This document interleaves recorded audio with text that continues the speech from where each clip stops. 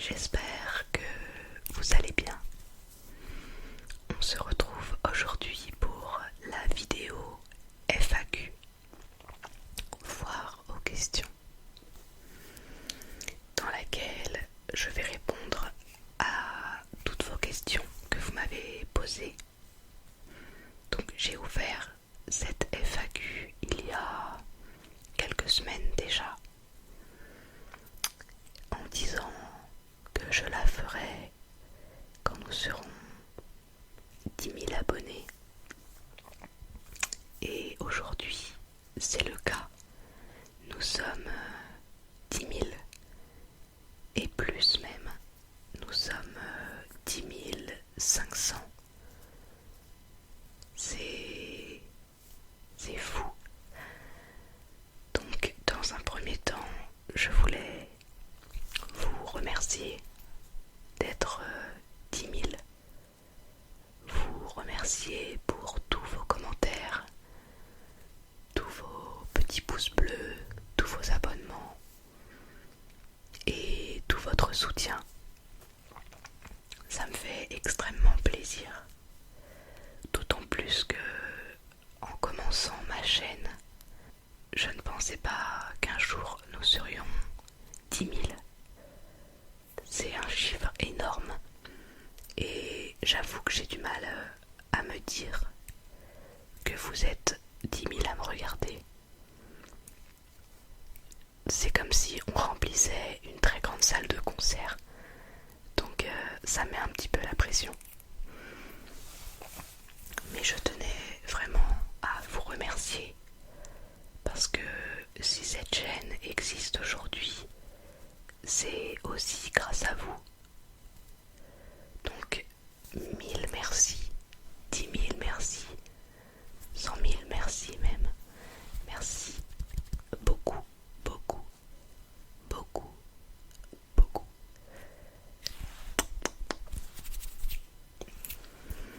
Donc pour cette FAQ, il y a une trentaine de questions. Une trentaine de questions que j'ai réparties en 3 catégories. Une catégorie ASMR, une catégorie animaux et une 3e catégorie sur moi-même, des questions en rapport à ma personne. Donc j'espère que je vais répondre au mieux à vos questions et que cette petite vidéo vous fera plaisir. Je vais aussi, pendant que je réponds aux questions, faire quelques petits bruits avec différents objets qui sont autour de moi.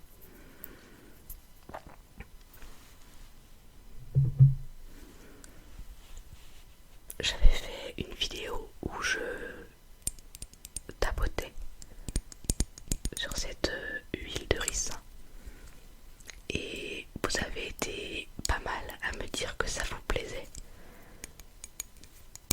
Donc ce sera le premier objet.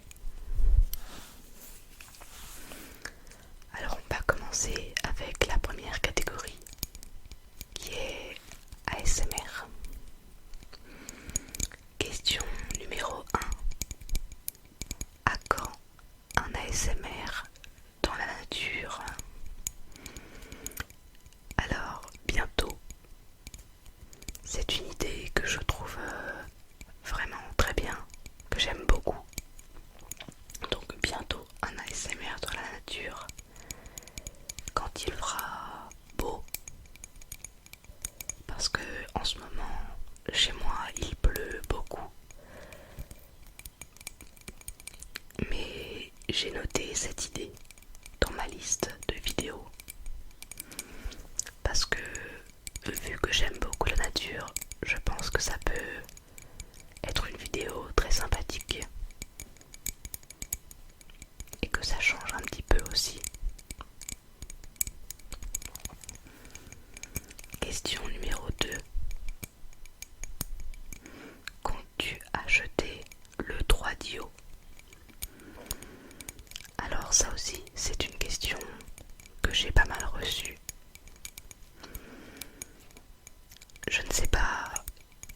savez combien coûte le 3DO? Donc pour information, le 3DO c'est le micro que l'on voit souvent dans les vidéos ASMR. C'est le micro avec les oreilles. Et le premier prix pour ce genre de micro est de 500 €. Et c'est hyper cher. L'argent, je ne l'ai pas. Donc non, je ne compte pas acheter le 3DO. Parce que l'argent ne pousse pas encore dans les arbres. Et que 500 € c'est beaucoup. Donc je ne pense pas acheter le 3DO, même si c'est un micro qui me plaît. Je n'ai juste pas l'argent pour.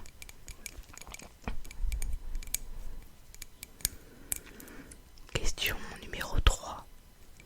Pour tes vidéos, aurais-tu aimé pouvoir faire transmettre des odeurs parfumées ou des odeurs tout court? Alors oui, si c'était possible, j'aimerais beaucoup faire partager des odeurs. L'aromathérapie existe et il y a des odeurs qu'on aimerait beaucoup faire partager. Donc si c'était possible, bien entendu, je vous ferai partager des odeurs. Question numéro 4. Est-ce que ta famille regarde tes vidéos? Et si oui, qu'en pense-t-il? Oui, ça arrive que des gens de ma famille regardent mes vidéos. Mais quand ils la regardent, ils savent que c'est moi. Et du coup, ils la regardent plus par curiosité que pour se détendre. Et à vrai dire, je n'aime pas vraiment quand ils regardent mes vidéos. Ça me gêne. Je ne suis pas du tout à l'aise. Mais ça arrive, oui, qu'ils les regardent. Qu'en pensent-ils? Du coup, ils ne sont pas relaxés. Mais ils apprécient ce que je fais. Ils sont d'accord avec ce que je fais. Donc voilà.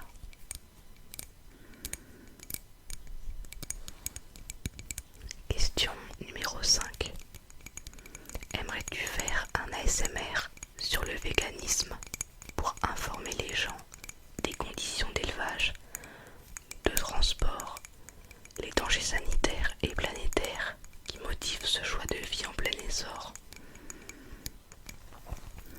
Alors, c'est une question intéressante, mais non, je ne compte pas faire une vidéo sur le véganisme.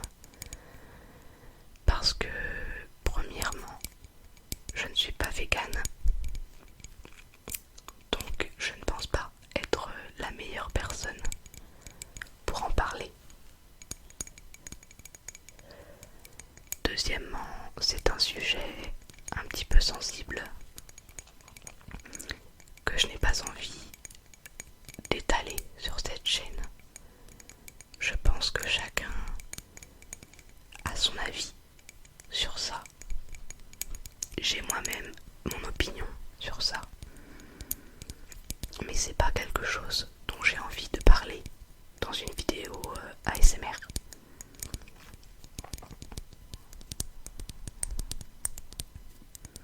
Donc non, je ne ferai pas de vidéo sur le véganisme.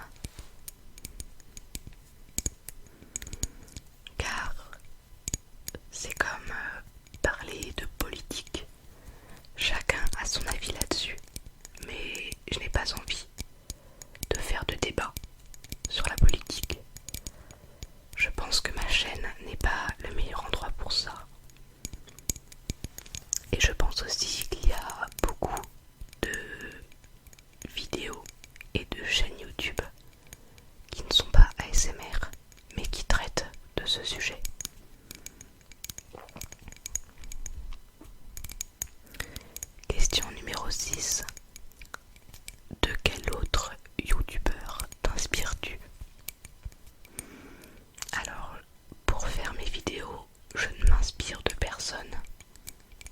je fais dans un premier temps ce qui me plaît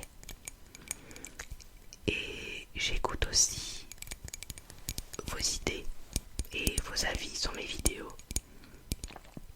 Donc si quelqu'un m'inspire, c'est vous et non pas un autre ASMR artiste. Donc je ne m'inspire de personne. Je fais comme ça vient.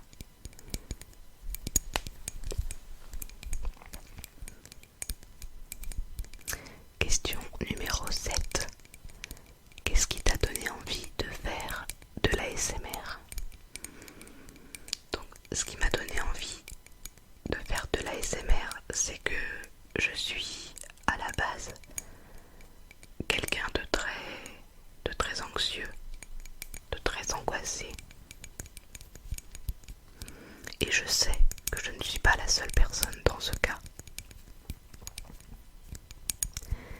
Et en commençant à regarder des vidéos ASMR, je me suis vite rendu compte que certaines personnes me relaxaient et que d'autres ne me faisaient absolument rien. Je me suis donc dit, pourquoi ne pas essayer d'en faire? Car vu que c'est quelque chose de très subjectif, c'est possible que ma voix ou que ma façon de faire relaxe des gens. Donc je me suis lancée et visiblement ça fonctionne puisque nous sommes 10 000 aujourd'hui.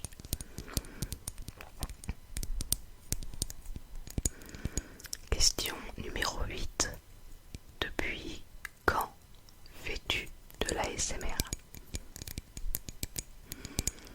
J'ai commencé à faire de l'ASMR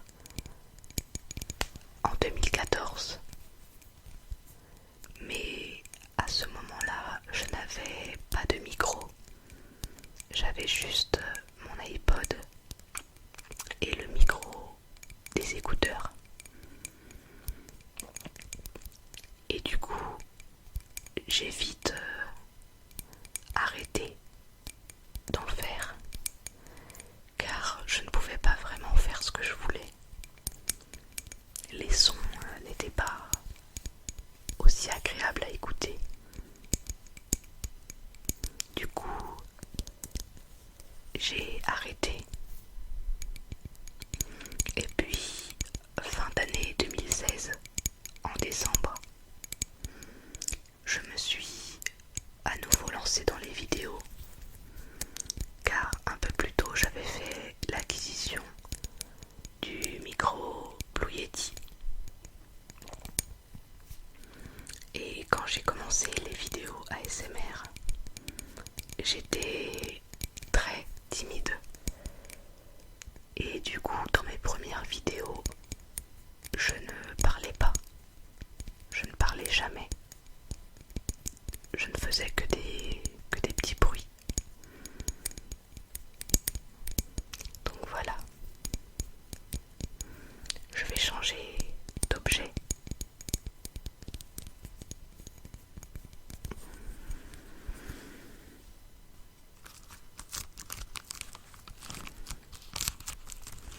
Question numéro 9.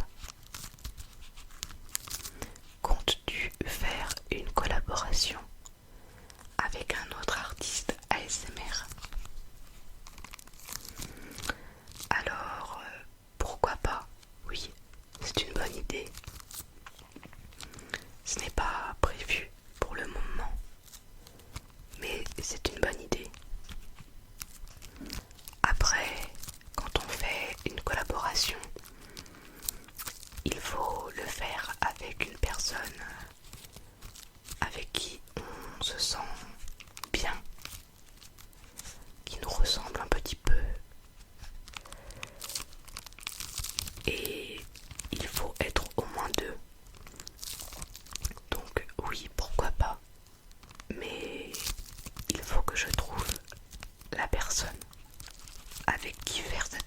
d'information.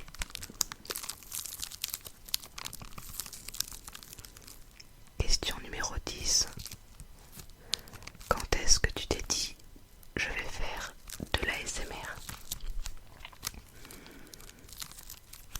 Donc comme je vous l'ai dit dans la question précédente, je suis quelqu'un d'assez stressé, angoissé, et du coup j'ai dû faire face aux insomnies.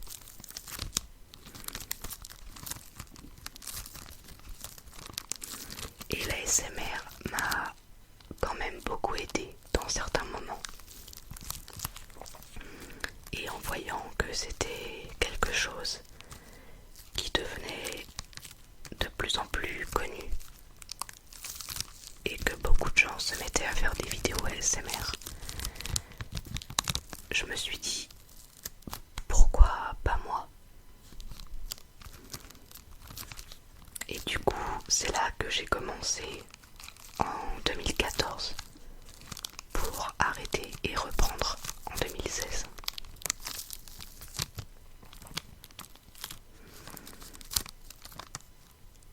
Question numéro 11. Quelle a été ta réaction lorsque tu as vu ta première vidéo ASMR?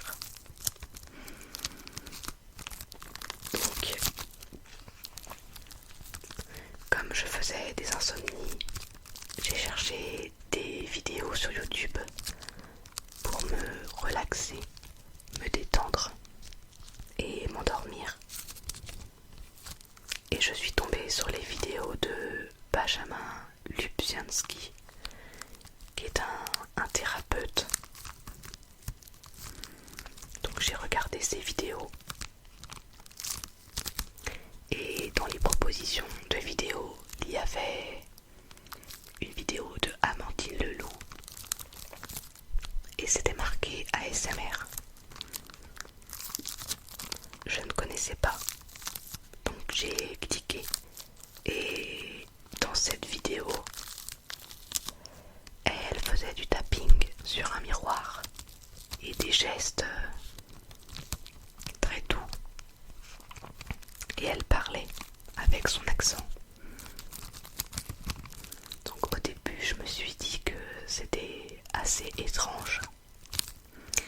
Mais je crois que l'effet a été tellement rapide que j'ai pas trouvé ça étrange très longtemps, puisque quand j'ai regardé cette vidéo, j'ai été très détendue, j'avais les paupières très lourdes et j'ai tout de suite eu envie de dormir.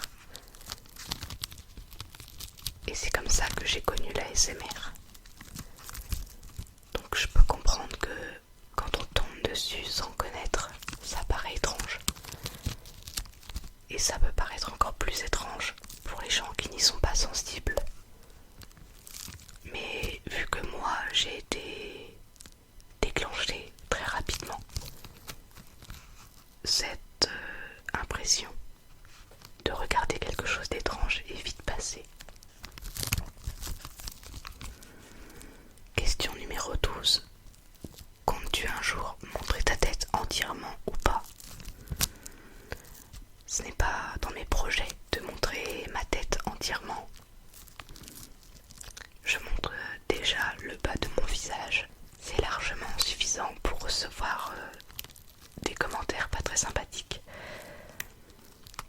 Et comme je l'ai dit, je ne pense pas que voir mon visage entièrement apportera quelque chose à la vidéo.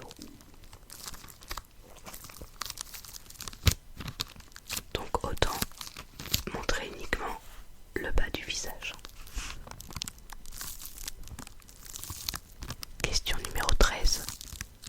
Comptes-tu ouvrir une autre chaîne YouTube autre que de l'ASMR? C'est une bonne idée. Le problème, c'est que je n'ai absolument aucune idée de quel genre de chaîne. Donc ça me gênerait pas d'en ouvrir une autre. Mais je n'ai pas d'idée, tout simplement. Par exemple, exemple, je ne me vois pas faire des vidéos de beauté parce que je ne me maquille pas, que je ne m'y connais pas très bien en maquillage.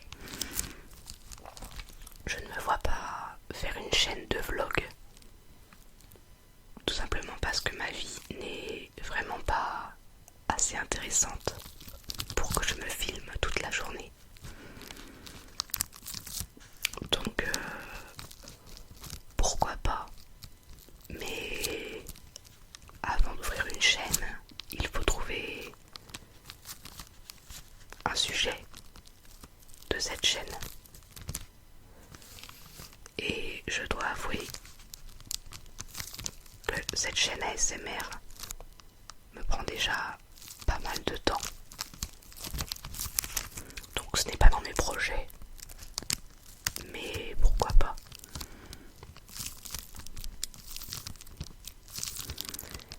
Question numéro 14.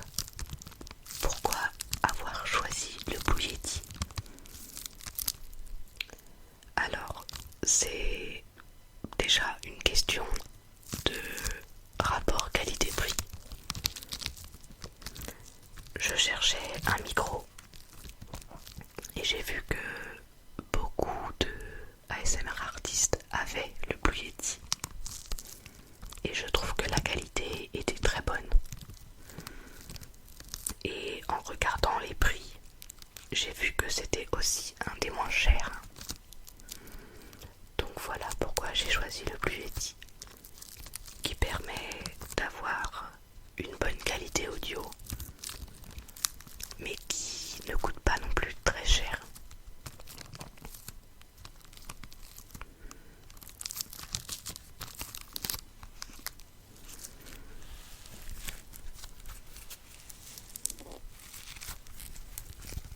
Alors ensuite, la deuxième catégorie, qui regroupe les questions sur les animaux. Alors question numéro 15. Quelles sont les histoires de tes animaux et comment les as-tu adoptés? Alors c'est une question que je ne vais pas traiter ici, puisque j'ai pour projet de faire une vidéo là-dessus où je filme tous mes animaux et où je vous explique leurs histoires. Donc je ne vais pas en parler tout de suite, je n'ai pas envie de vous spoiler,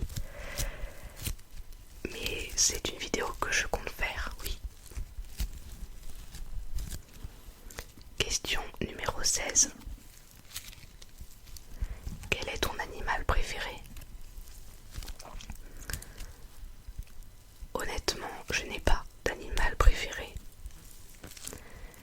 J'aime vraiment tous les animaux. Après, j'aime beaucoup le renard, le hérisson, le cerf par exemple. Mais de là à dire que ce sont mes animaux préférés, je ne pense pas. J'adore tous les animaux.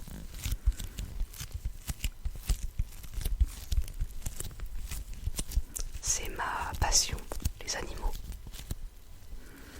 Donc du coup je réponds aussi à la question 17 qui me demande si j'aime les chevaux. Donc oui, j'aime les chevaux. Comme tous les autres animaux. Quand j'étais au collège, en 6e, notre sport, c'était l'équitation. Donc je réalise que j'ai eu beaucoup de chance de pouvoir faire de l'équitation comme sport à l'école en 6e. C'est là que j'ai connu les chevaux un petit peu plus. Et ensuite, j'ai déménagé Et à côté de chez moi, j'avais une vieille dame qui possédait 3 chevaux, mais qui était devenue un peu trop âgée pour les monter et s'en occuper convenablement. Du coup, elle proposait à des enfants ou à des adolescents de monter ses chevaux pour que ces chevaux puissent garder une activité physique. Donc j'ai monté ces chevaux pendant quelque temps à crue, c'est-à-dire sans selle, et c'était vraiment super bien. Et de temps en temps, je retourne leur rendre visite.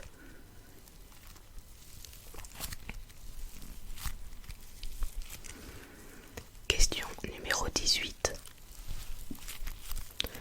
Vu que tu nous as dit faire des études de droit, et vu aussi que tu aimes les animaux, est-ce que tu aimerais faire un métier dans la défense du droit animal ou en lien avec celui-ci? Donc oui, je fais des études de droit et j'aime beaucoup les animaux. Seulement, il faut savoir qu'en France, les animaux ne sont pas très bien considérés.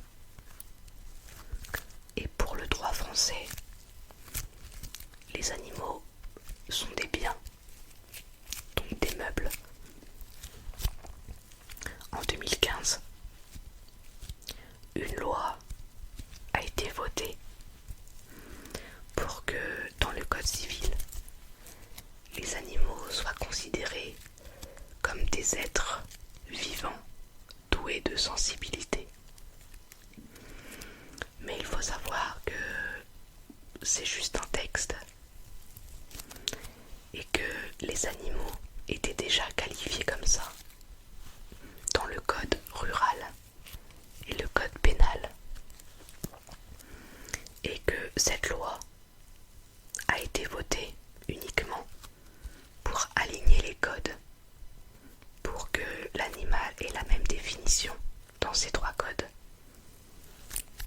Mais la situation de l'animal n'a pas évolué. Et en droit, il n'existe pas de métier pour défendre les animaux, contrairement à d'autres pays. On ne peut pas défendre vraiment les animaux.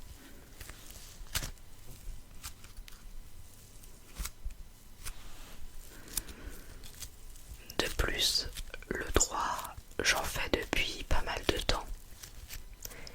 Et je dois avouer que plus les années passent, et plus c'est une pratique qui ne m'intéresse plus et qui me dégoûte en fait. Parce que vous apprenez pendant des années la théorie, mais on se rend compte chaque jour que ce n'est que de la théorie et que la pratique n'a strictement rien à voir.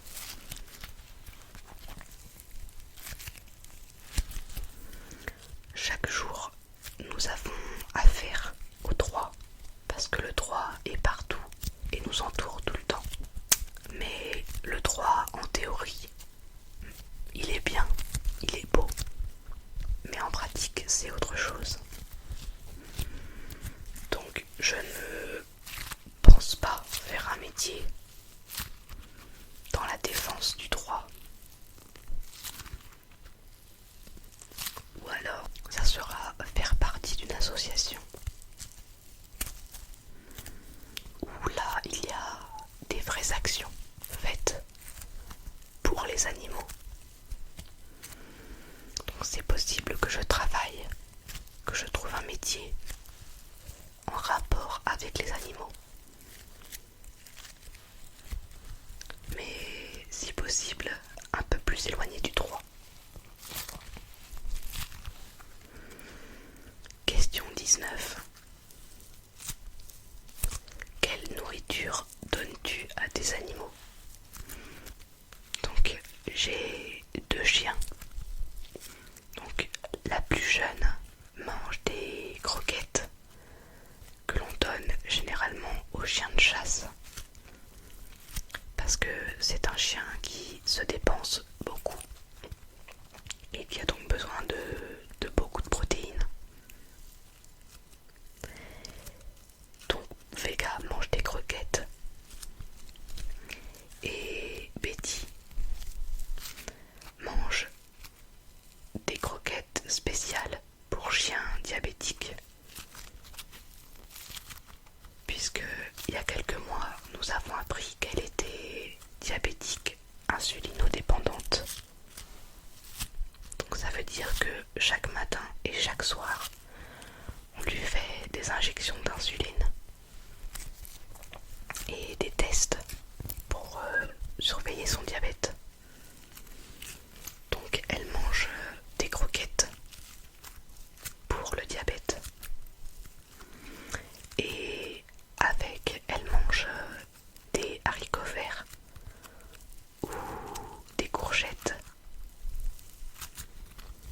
parce que le diabète donne faim et Betty a toujours été une grosse voleuse.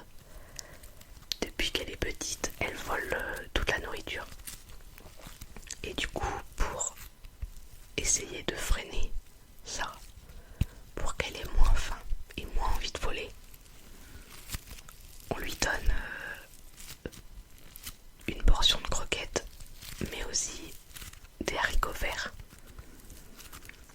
Ça permet de maintenir son seuil de glycémie et de lui bourrer le ventre un petit peu. Pour mes chats, ils ont des croquettes pour chats stérilisés, car ils sont tous opérés. Et les chats stérilisés ont tendance à avoir des problèmes de reins. Donc ils ont des croquettes pour chats stérilisés. Pour mes rats, ils ont des graines de tournesol mélangées à des fruits secs. Les fruits secs que l'on trouve par exemple en gâteau apéritif. Donc fruits secs avec des amandes. Ils ont aussi des flocons d'avoine et parfois des cornflakes sans sucre que je mélange avec. Et ça m'arrive de leur donner des bonbons. Comme quand je dis bonbons, bien entendu, je parle pas de sucre. Je parle de bouts de pomme, de gruyère.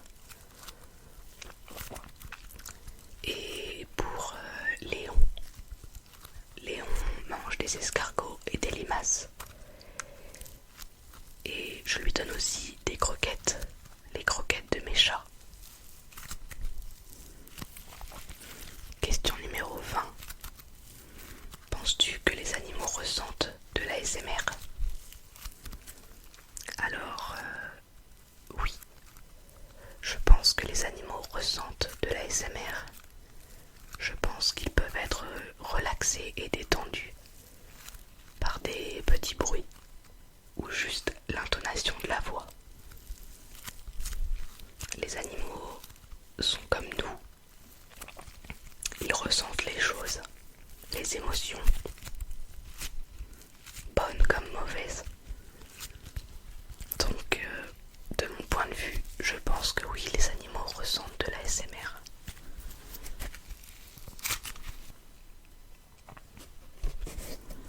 Ensuite, la dernière catégorie des questions me concernant. Question numéro 21. Quel pays t'intéresse le plus? Alors, il y a des pays que j'aime beaucoup, que je n'ai jamais visités, mais que j'aime beaucoup. La Norvège, la Nouvelle-Zélande,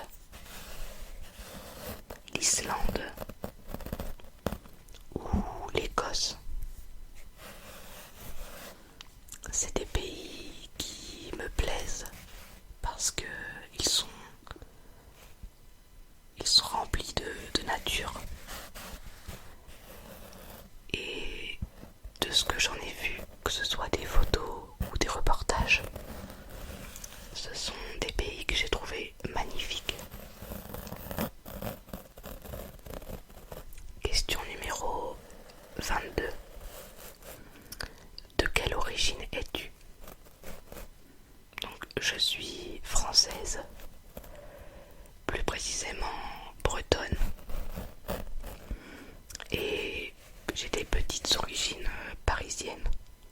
Voilà, c'est tout. Donc bretonne et parisienne. Question numéro 23. Quel serait ton cadre de vie idéal? Environnement, type d'habitat, pays. Alors, je suis quelqu'un qui aime énormément la nature. Donc ce sera la campagne pour ma part. Une maison à la campagne, j'aimerais beaucoup.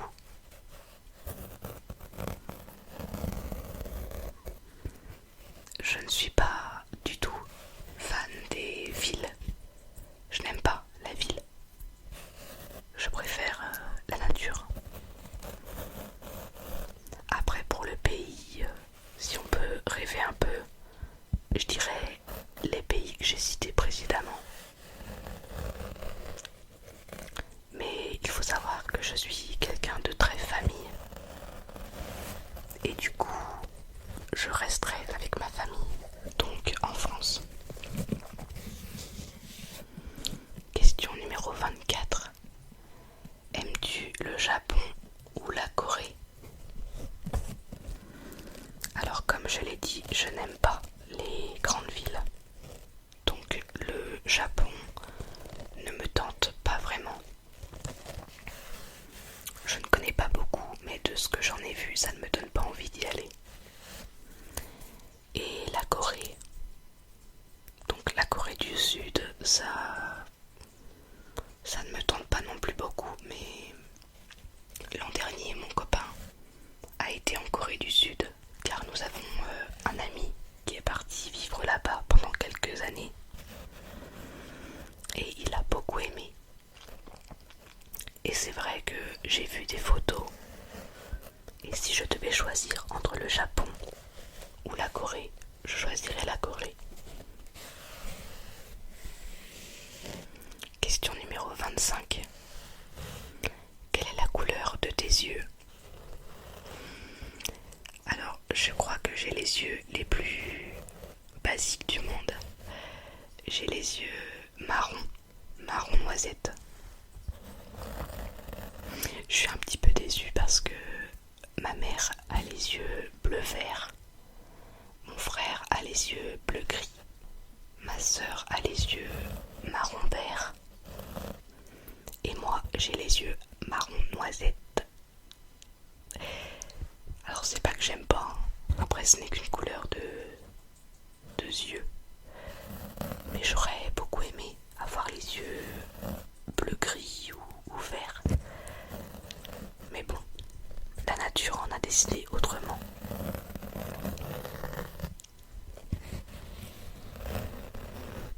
Question numéro 26. Depuis combien de temps es-tu avec ton chéri et comment vous êtes-vous rencontrés? Alors, je suis avec mon copain depuis octobre 2012. Depuis que j'ai 17 ans. Donc ça fait 4 ans et demi. Ça va faire 5 ans en octobre. Nous nous sommes rencontrés au lycée. Il redoublait sa terminale et moi je rentrais en terminale. Et on ne s'est pas du tout parlé de l'année. On a commencé à discuter ensemble à la fin de l'année, juste avant les grandes vacances. Puis nous avons parlé ensemble sur internet. Nous discutions, puis nous discutions beaucoup, tous les soirs. On se voyait aussi pendant les week-ends. On sortait ensemble au cinéma. Et à la rentrée, je ne savais pas je voulais continuer les études car je ne me sens pas prête et je ne me sentais pas prête à faire un métier maintenant. Et j'ai su qu'il allait en fac d'histoire. Et dans cette fac, il y a aussi une fac de droit, une fac de langue et de sport.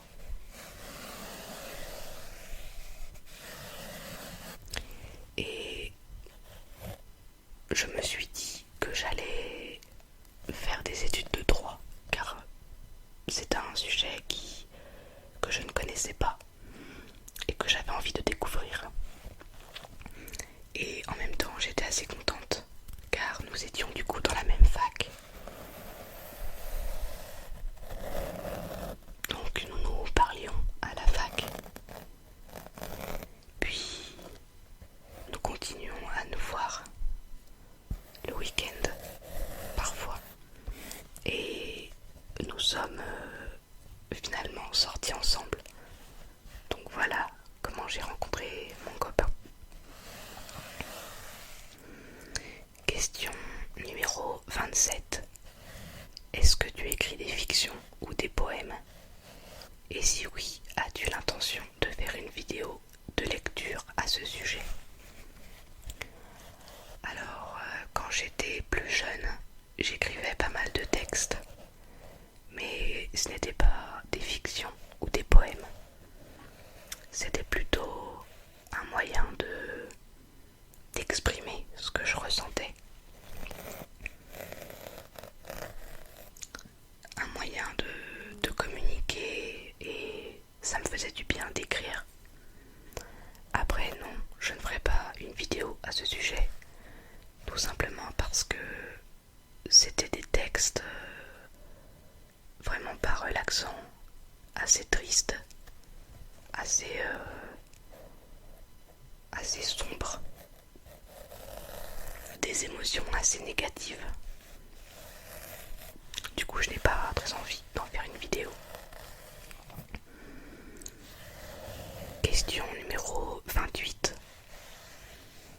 Que signifie ton tatouage? Point virgule. Donc beaucoup l'ont vu ce tatouage.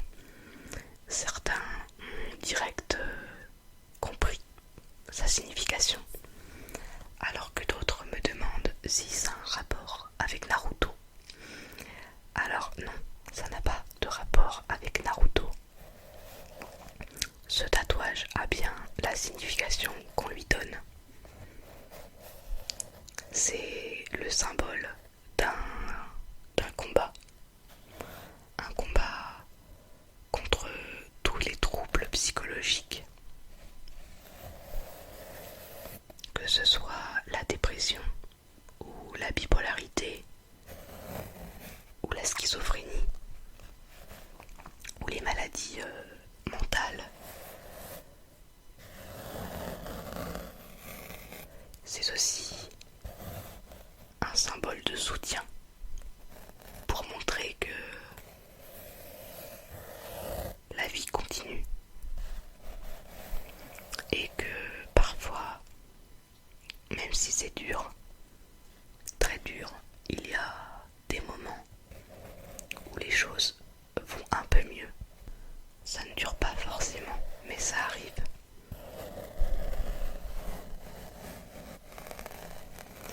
Et je pense que ce tatouage, pour ceux qui connaissent la signification, il peut aussi être quelque part rassurant, puisque parfois vous pouvez croiser des gens avec ce tatouage et vous dire que vous n'êtes pas seul. Visiblement, vous n'êtes pas seul à subir tout ça, à vivre toutes ces angoisses, toute cette peine, toute cette tristesse, que vous n'êtes pas seul avec votre mal de vivre et qu'il y aura toujours quelqu'un pour vous tendre la main ou pour vous écouter. On se sent moins seul.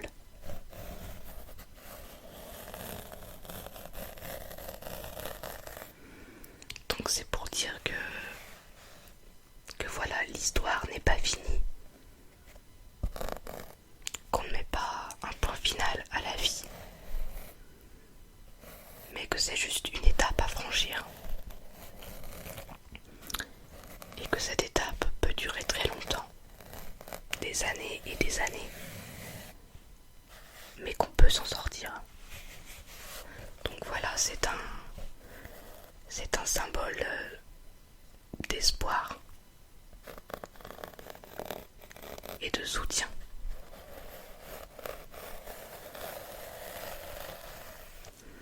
Question numéro 29.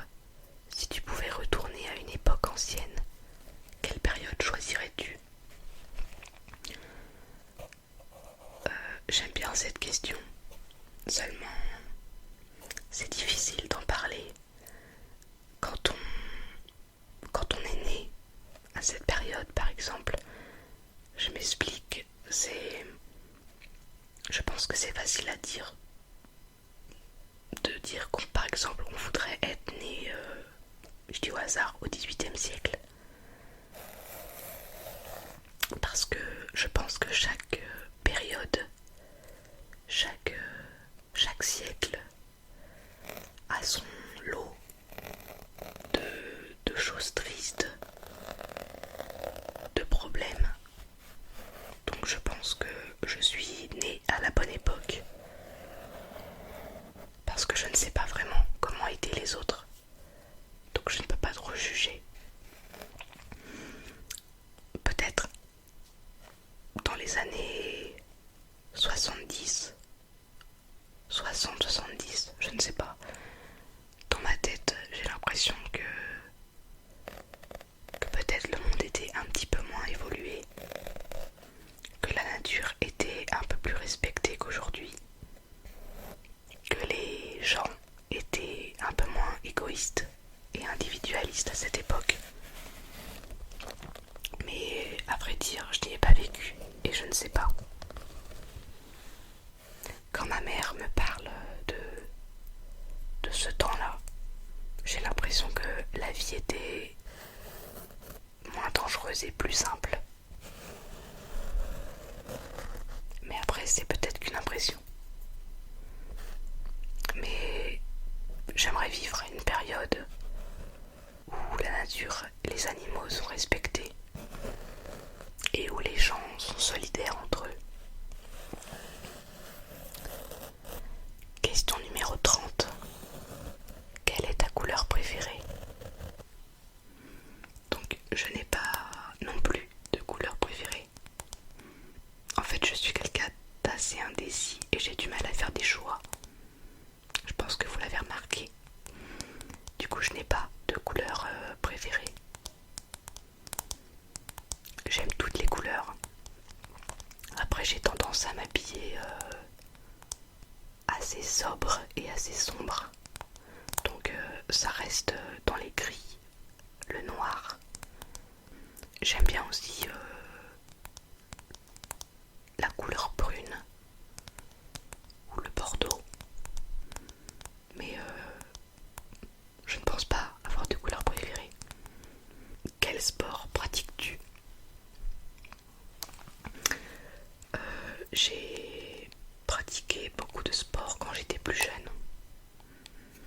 Mais actuellement, je ne pratique aucun sport. Et ça depuis assez longtemps, en fait. Je crois que je suis devenue feignante. J'aime pas trop le sport, en fait. J'ai fait beaucoup de sport quand j'étais petite. J'ai fait du multisport. En fait, petite, j'étais assez hyperactive. J'étais très sportive. J'adorais me dépenser. Je participais aux foulées d'automne. C'est une course qui avait lieu vers chez moi tous les ans. Et j'y ai participé pendant longtemps. Et dans les dernières courses que j'ai faites, j'étais sur le podium. Parmi des centaines, on était des centaines à courir. Et j'ai été deuxième. J'ai aussi fait du Viet Vo Dao.